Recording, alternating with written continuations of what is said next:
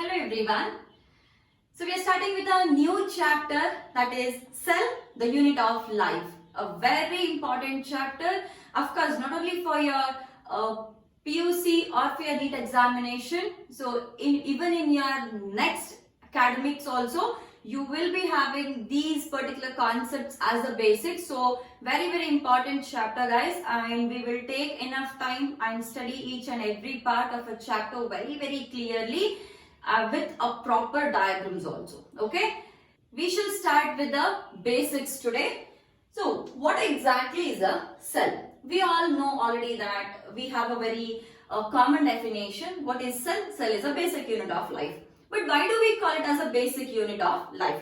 We have written it as the unit of life, so which can be simply written as basic unit of life. What does this mean actually? Basic unit of life. See, our bodies, any organism, our bodies are made up of various organs. Those organs are made up of various tissues, and the tissues are made up of cells. It means that the very basic unit of a particular organism is made up of cell. For example, the room we are sitting in or the room I'm teaching in. So this is actually made up of walls. And how is the wall built? The wall is built brick by brick, isn't it? It means that brick is a basic unit of this particular room. Likewise, even our bodies are also built cell by cell. Okay. So we call the cell as the most basic unit of the life. And what exactly do we call it as, or what component do we call it as a cell? A cell is something which is able to have independent existence. The one which is able to have independent existence, and the second one which is able to perform all the life activities.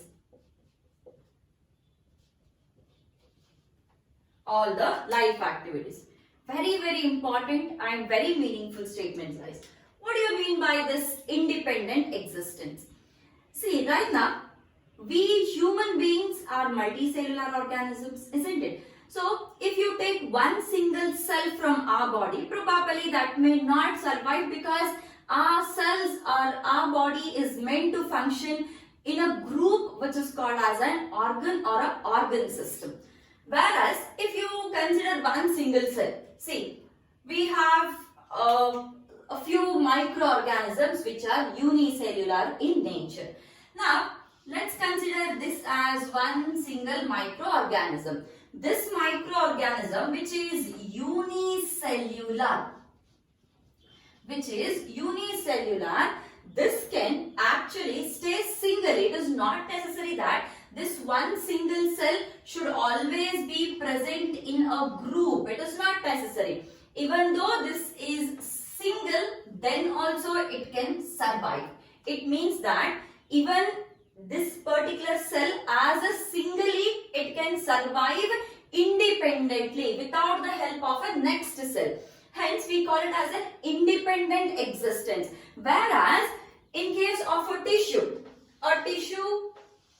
where we have many cells like this, many cells together, this tissue may or may not have the independent existence. Sometimes each and every cell may have an independent existence, an aggregation of a cell or a group of cells.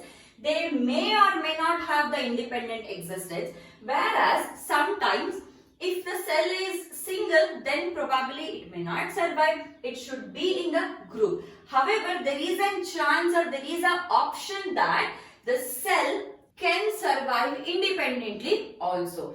It means that we have very good examples of bacteria for the unicellular. Bacteria, they can even survive singly. How are they able to survive singly, or how are they able to have an independent existence? That is because this particular single cell is able to perform all the life activities. See what happens. Why did I mention it as it may or may not be able to perform independent existence is, let's imagine we have a circulatory system, we have an excretory system, we have an respiratory system in case of a multicellular organism.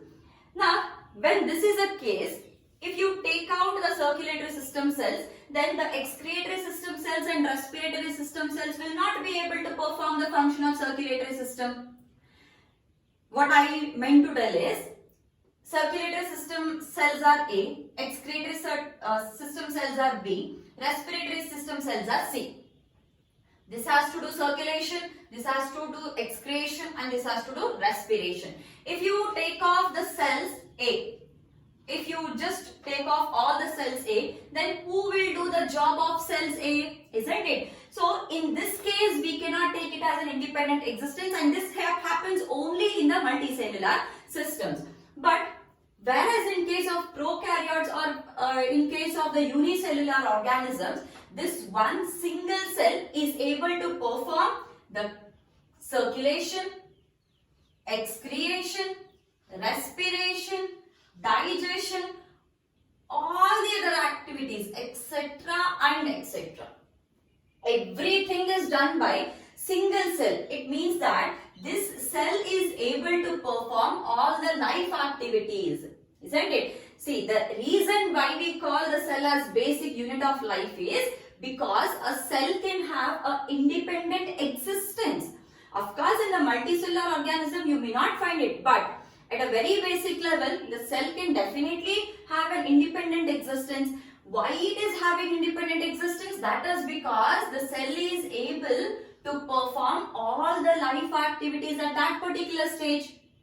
Hence, we call the cell as the most basic unit of the life. Of course, in the beginning, we didn't have much idea about what are the components of the cell, how does the cell look like, the structural details we had no idea.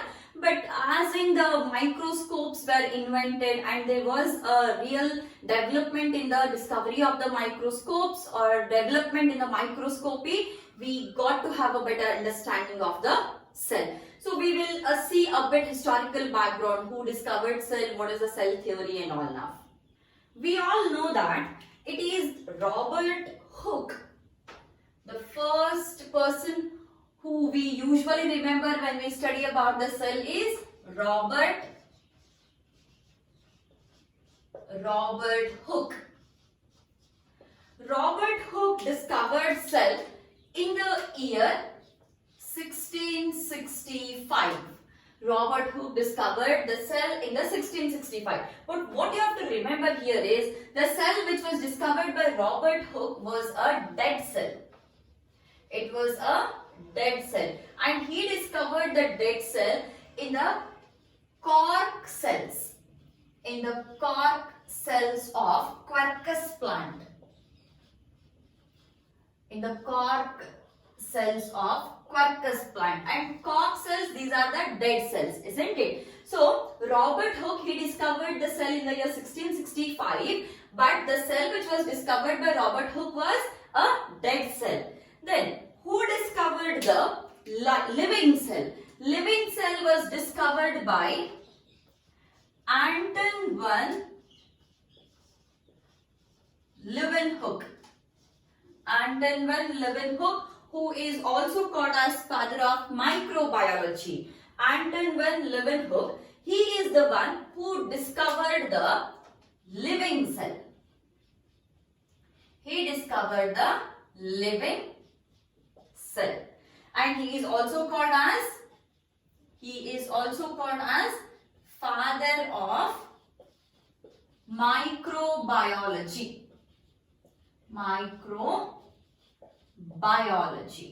Then after these two discoveries, there is one more very important discovery, that is the discovery of the nucleus, and the person is Robert Brown.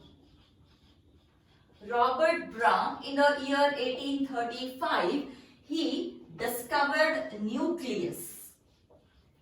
Very, very important invention or very, very important discovery, guys. That is because nucleus is very important part of the cell, because that is a part which contains the genetic material. So very, very important discovery by the Robert Brown, that is discovery of the nucleus in the year 1835. So when this was all going on, what exactly happened is, after Robert Hooke, he discovered the dead cell, very soon or after a few years, Anton van Leeuwenhoek, he actually is a merchant. I mean, he was actually dealing with the lenses. He was a lens merchant, and it was his hobby to use the lenses which he used to prepare, and he just used to use those lenses and see the organisms or the objects. So that was his hobby. So once he had prepared a very fine lens, and using that fine lens, when he saw a drop of water, he could see something which was moving in the drop of the water. And when he observed it very carefully, he got to know that there are some very minor organisms which were there in the droplet of the water.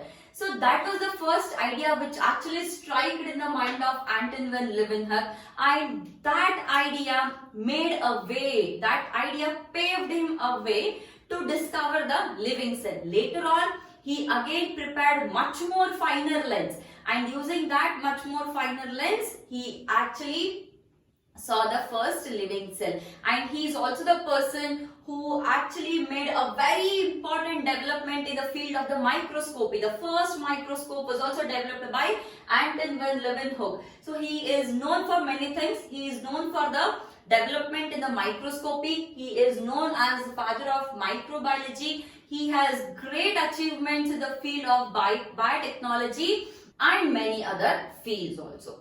Okay, so very, very important name, Anton van Leeuwenhoek, who discovered the living cell.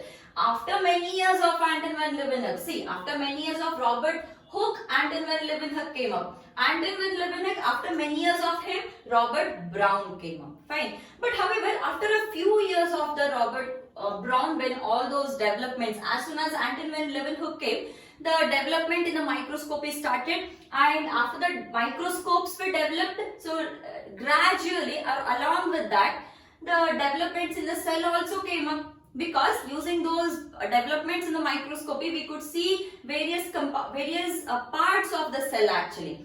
So soon after the Robert Brown, next comes two important names who actually gave the cell theory.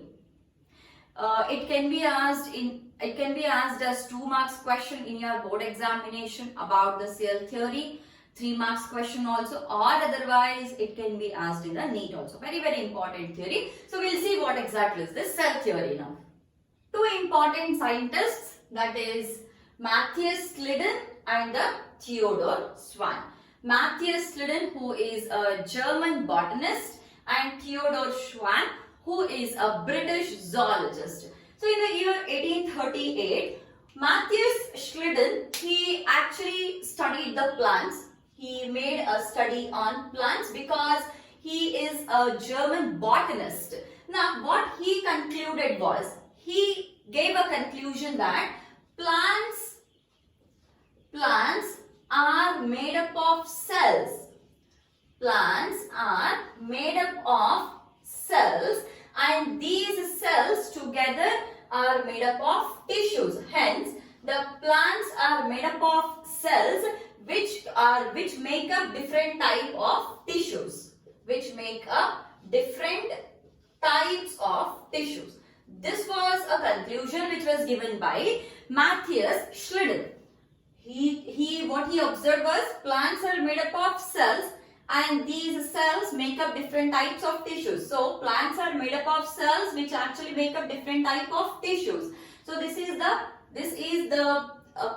observation of Matthias Sliden. What did Theodor Schwann observe? See, he actually studied animals first, and later on he also studied the plants. his observation. His observation on animals. His observation on animals is that animals have a thin outer layer which is only confined to the animals, and that thin outer layer is the one which we today call it as plasma membrane. Which we today call as plasma membrane. And his second observation about the plants. His observation about the plants is there is one unique outer layer which is only confined to the plants, and that unique outer layer is called as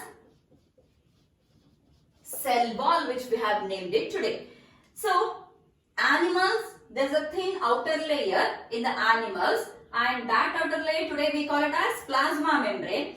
And in the plants there is one extra unique outer layer.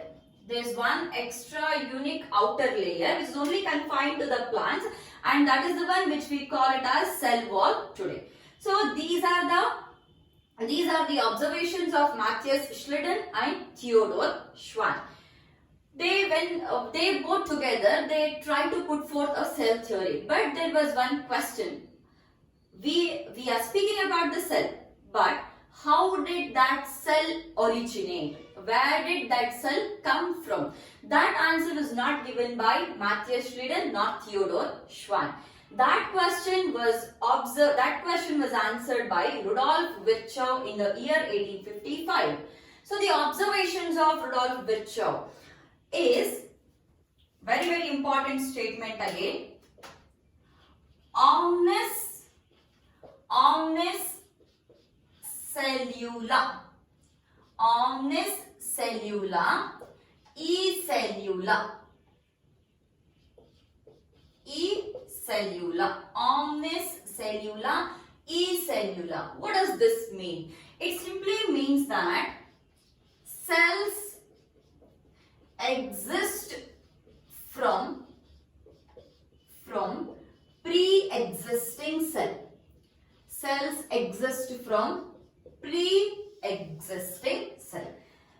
So the question was, how exactly the cell is originating? From where did the cell come from? We are speaking so many things about the cell, but where did that cell come from? How did it originate? That was not answered by Matthias Schlitten and Theodor Schwann. So now we got an answer from Rudolf Virchow that the cell exists from pre-existing cell, or the cell originate from, you can also take it as cell originate from. Cell originate from pre-existing cell. So including all these three observations,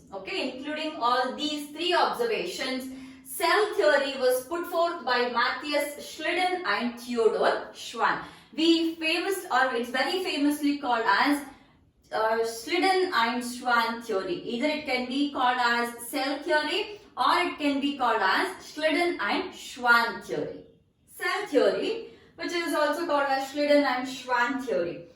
So, two important statements which you have to write as it is in the examination.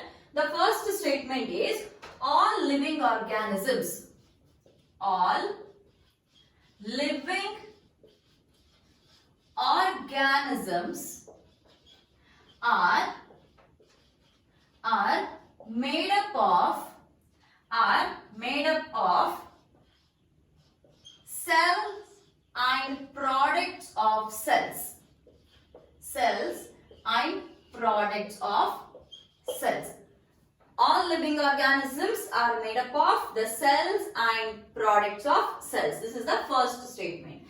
Second statement is, cells arise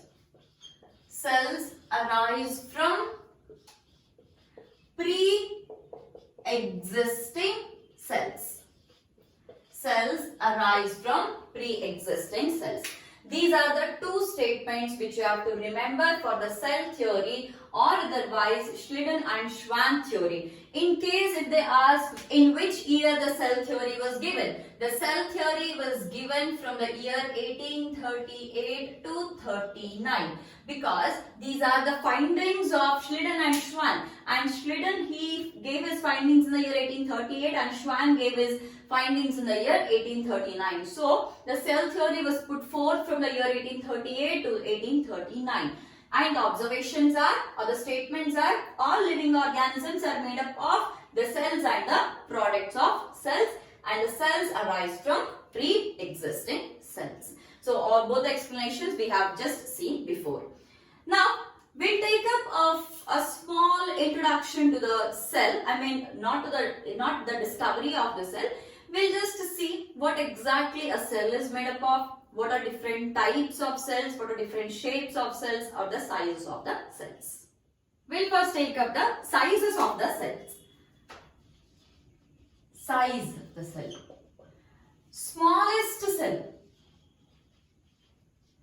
Smallest cell is mycoplasma.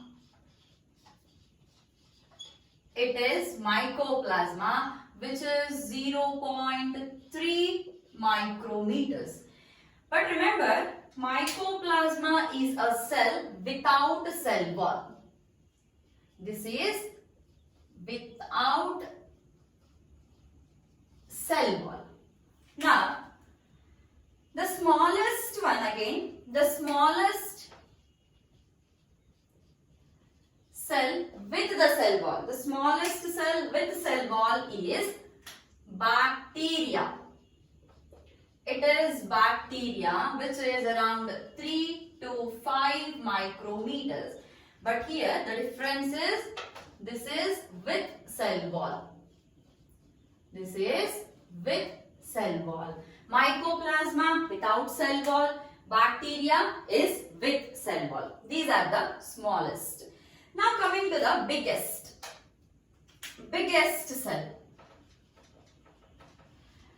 Biggest single cell isolated. Biggest single cell isolated is egg cell of ostrich. Egg cell of ostrich. And this egg cell of ostrich, the size, it measures around 130 mm to 170 mm. Egg cell of ostrich, it measures around 130 mm to 170 mm.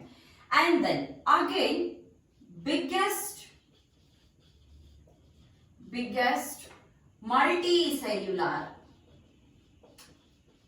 multicellular cell.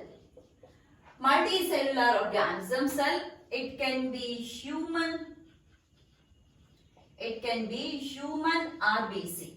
Human RBC, which is around 7 micrometers. 7 micrometers. Then longest cell is the nerve cell, otherwise which we call it as a neuron. So, size, smallest cell without cell wall. Smallest cell without cell wall is mycoplasma, which is 0.3 micrometers or otherwise 0.3 microns. Smallest with cell wall is bacteria, that is 3 to 5 micrometers. Then biggest single cell isolated is the egg cell of ostrich, which is around 130 mm to 170 mm. And the biggest multicellular cell is, or multicellular organism cell is human RBC, which is 7 micrometers. And the longest cell ever is the nerve cell, or otherwise which is called as the neuron. So these are various shapes, these are the size information. This you have to remember, because these are asked in your examination many a times. Now we'll move on to different shapes of the cells. These are different shapes of the cells. The first shape is the round or biconcave shape. So this is a round shape and a biconcave shape. An example for this is the RBC. Then we have a amoeboid. Amoeboid means it is a irregular shape, and example is the WBC. Amoeboid is irregular. Many a times instead of the amoeboid they have also mentioned it as irregular shape. So example is WBC. And the shape long and narrow, example is columnar epithelial cells.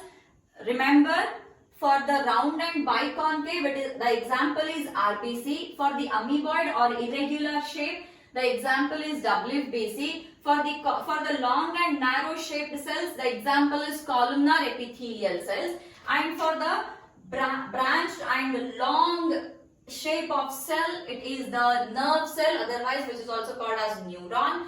And for an elongated cell, the example is a tracheid. And for the round and oval type of cell, the example is the mesophyll cells. So these are different shapes of the cells. See, it may look very simple. The shapes and size, they may really look very simple. But many a times they have asked it in the form of the match the following. The shapes are asked in the form of match the followings, and the size is smallest without cell wall, small with cell wall, the longest cell, the biggest multicellular cell, or the biggest single isolated cell. So this way they have asked the information many a times, and this is being asked in the form of the match the following many a times. So please make sure that you remember what example is there for which type of or which shape of the cell. In the next video, we will take up the two different types of cells, that is the prokaryotic and eukaryotic cell. We will write the differences between the prokaryotic, eukaryotic cell in the next video. Thank you.